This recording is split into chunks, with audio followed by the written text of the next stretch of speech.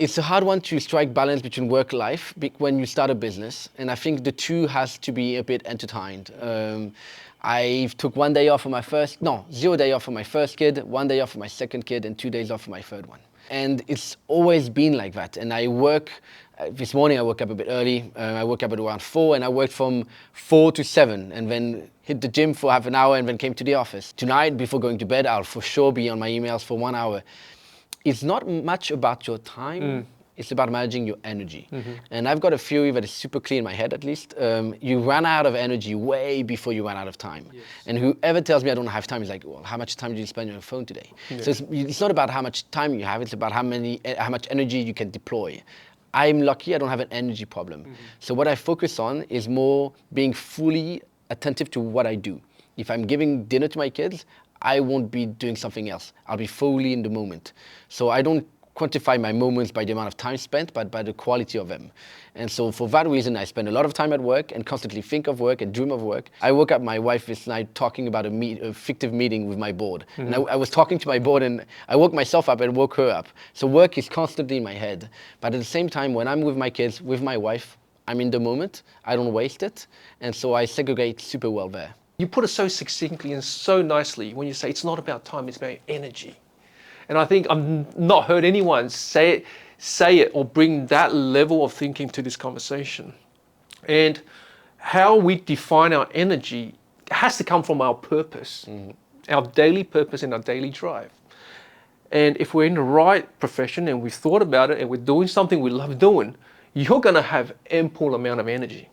Right? Time is no longer a consideration. It's like, I'm going to work until I'm like, got to eat or got to sleep, right? Because that is your existence, because you have a purpose. I guess to the young folks out there who are all into this working from home narrative without really clarity of mind to think through what the hell they're really saying, what's your opinion or viewpoint or advice? I think there's something super healthy in the new generation that challenges everything, right? It comes with pain as an employer, right? And you must know that.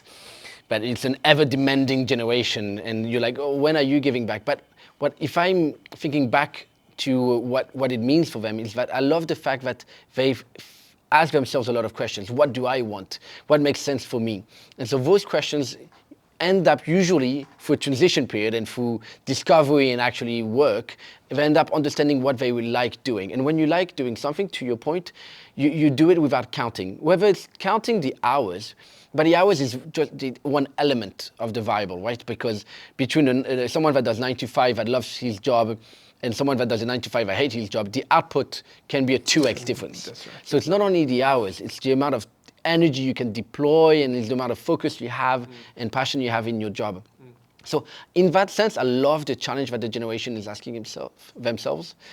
One thing though, and you asked me a piece of advice I would give to any young workforce, I was still in the last generation where I needed to work, and when I was in private equity, in my first internship was I was in a hedge fund, you're just the last one to leave the office. And that's how it is. Because you prove that you're capable of working, and then you get to have things given to you, whether it's a promotion, whether it's a bonus, whether it's trust on bigger projects.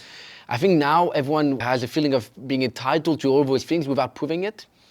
There's a part of it that is healthy. There's another part where they need to be reminded that actually, like, you still need to prove something. You still need to go out there. You still need to give yourself. Work-life balance is essential, but you're still going to give so much time in the workspace that you got to make it important. You got to give you 100%, and 80% is not sufficient. And if 80% is sufficient to you, you're in the wrong field. Exactly. Choose the field in which you want to give 100%. If not, you'll be disappointed. If you're focusing on what you're going to do outside of work, and how quickly the day is over, it's 5:01. You're like, oh, finally I'm out. I'm going to head to the gym. It's like, well, ask yourself the right question. Because if you're unhappy to the point in which you're counting the minutes, you're wasting your life away. So that generation, focus on finding your purpose, finding what makes you happy, or where you're learning, or where the learning curve is keeping you engaged. Stay in environments that fosters that culture for you, but give a bit more.